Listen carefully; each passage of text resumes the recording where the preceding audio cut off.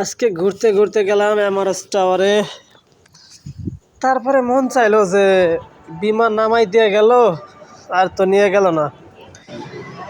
ঘুরতে ঘুরতে দিন গেল ফুরইয়া, বিকেলবেলা চলে গেলাম বিমান দেখতে।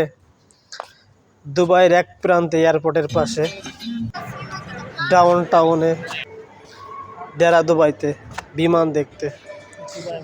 বিমান তো আর আমার নিয়ে যাবে না, আমার তো কাছে টাকা নাই যে বিমান আমার নিয়ে যাবে।